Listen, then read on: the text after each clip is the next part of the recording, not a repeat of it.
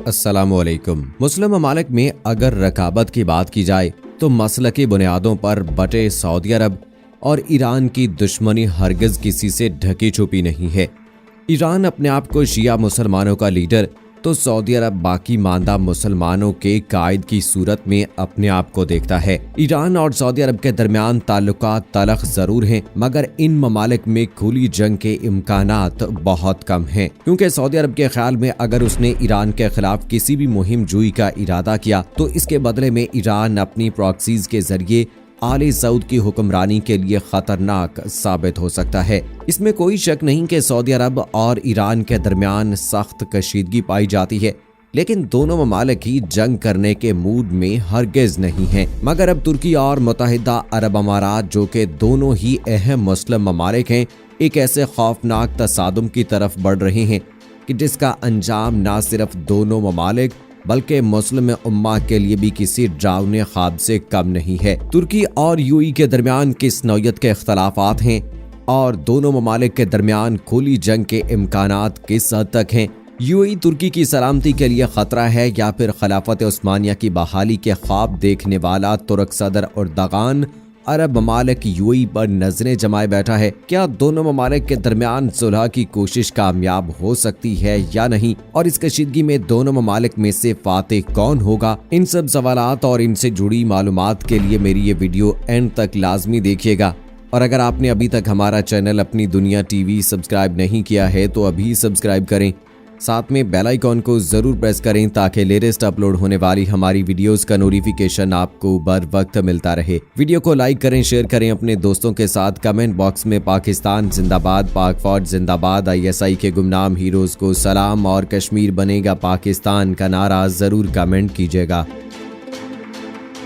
दोस्तों, UAE Saudi अरब के बाद अरब दुनिया का सबसे अहम मुल्क है। तेल की दौलत से माला माल यूएई मगरबी ममालिक का दूसरा घर कहलाता है, और अमरीकी असर रसूख अगर देखना हो तो हाल ही में यूएई के इसराइल के साथ अमन मुआहदे को देख लीजिए कि किस तरह यूएई ने अपने साबिका मौक़िफ़ की नफी करते हुए और मुसलमानों में पाई जाने वाली मुमकिना मुखालफत के बावजूद ट्रंप के कहने पर न सिर्फ इसराइल को तस्लीम किया बल्कि इसके साथ हर किस्म का बाइकाट भी फौरी तौर पर खत्म कर दिया गया। दोस्तों, जबकि दूसरी जानिब तुर्की पर नजरें डालें तो आज का तुर्की सदर रजब तैयब अर्दगान की क़यादत में एक ऐसे मुस्लिम मुल्क की शक्ल में सामने आया है जो अहले इस्लाम की हकीकी उमंगों की तर्जुमानी कर रहा है, और इसी वजह से एशिया से लेकर अफ्रीका के सहराओं तक तुर्की जिंदाबाद के नारे बुलंद हो रहे हैं। तुर्की मगरबी फौजी इत्तेहाद नेटो का रुकन जरूर है, लेकिन अब वो मगरब से अपनी खारजा पॉलिसी को मुखालिफ सिमत में ले जा रहा है। हर आलमी मसले पर तुर्की अब यूरोप अमेरिका की खुलकर मुखालफत करता है, जिसकी वजह से तुर्की अब यूरोप और अमेरिका की आंखों में भी खूब खटकता है। अब हम इस बात को जानते हैं कि आखिर तुर्की और यूएई की मुखालफत की वजूहात क्या हैं कि जिनकी वजह से तुर्की यूएई कशीदगी एक खुली जंग में तब्दील होने के चांसेस बढ़ चुके हैं। दोस्तों, यूएई माजी में तुर्क खिलाफत उस्मानिया का हिस्सा रह चुका है, और एक सोच ये भी है कि यूएई तुर्की के खतरनाक इरादे की वजह से तुर्की के साथ ताल्लुकात को कशीदगी की तरफ ले जा रहा है। मगर दोनों ममालिक के माबैन कशीदगी में इजाफा उस वक्त देखने में आया जब सऊदी अरब और यूएई ने कतर के साथ सफारती ताल्लुकात मुनक़ता करके इसकी नाकाबंदी कर दी थी। इस मरहले पर तुर्की ने कतर की हर मुमकिन मदद की थी, और वो कतर जिसके बारे में सऊदी अरब और यूएई ये सोच बैठे थे कि वो चंद दिनों में उनके घुटनों में आ गिरेगा, लेकिन ऐसा कुछ भी ना हुआ और कतर ने मुखालिफ अरब ममालिक का डटकर मुकाबला किया। यूएई ये समझता है कि तुर्की ने अरब ममालिक के मामलात में दखल अंदाजी करते हुए कतर का न सिर्फ साथ दिया बल्कि वहां अपना एक फौजी अड्डा भी कायम कर लिया। इसके बाद यूएई ने तुर्की की खुलकर मुखालफत करने का आगाज किया, और लीबिया में तुर्की के खिलाफ यूएई ने जनरल हफ्तार के बागी ग्रोह की मदद की है। इसके अलावा यूएई ने मिस्र और फ्रांस के साथ मिलकर भी तुर्की को लीबिया से बेदखल करने का मंसूबा बनाया है, जिसके लिए यूएई जनरल हफ्तार की फौजी मदद भी कर रहा है। तुर्की लीबिया में अपने असर रसूख को बढ़ाने का इरादा रखता है, जबकि मिस्र यूएई और फ्रांस इसके रास्ते में रुकावट है। यूएई के इस रवैये की वजह से तुर्की ने भी यूएई को सख्त पैगाम देते हुए उसे आग से ना खेलने का मशवरा कई बार दिया है, जिसके जवाब में यूएई ने हमेशा से ही तुर्की पर अरब ममालिक में दखल अंदाजी का इल्जाम आयद किया है। इसमें कोई शक नहीं कि तुर्की शाम से लेकर इराक और लीबिया सूडान में अपने असर व रसूख को बढ़ाने की भरपूर कोशिश में है, मगर तुर्क सदर कई बार इस बात का बरमला इजहार भी कर चुके हैं। तुर्की की नजर किसी 1 इंच जमीन भी नहीं है, बल्कि तुर्की हमेशा मजलूम का साथ देगा। दोस्तों, ताज़ा तरीन पेशरफ्त के तहत यूएई की तरफ से इसराइल के साथ अमन मुआहदे के पीछे ईरान का खौफ हरगिज नहीं है, बल्कि यूएई ने ये इत्तेहाद सिर्फ और सिर्फ तुर्की के लिए कायम किया है, क्योंकि इसराइल की खुफिया एजेंसी मोसाद के सरबराह ने यूएई के साथ मुआहदे के फौरी बाद ये बयान दिया है कि इसराइल के लिए खतरा ईरान नहीं बल्कि तुर्की है। और साथ ही यूएई की तरफ से ये भी कहा गया है कि इसराइल के साथ मुआहदा ईरान के खिलाफ किसी इत्तेहाद के लिए हरगिज ना है, बल्कि यूएई ईरान के खिलाफ किसी भी इत्तेहाद का हिस्सा नहीं बनेगा। लिहाजा इसमें कोई शक नहीं बचा कि इसराइल, अमेरिका और यूरोप तुर्की के खिलाफ किसी बड़े मंसूबे का इरादा कर चुके हैं, जिसमें यूएई भी मुकम्मल तौर पर शामिल है।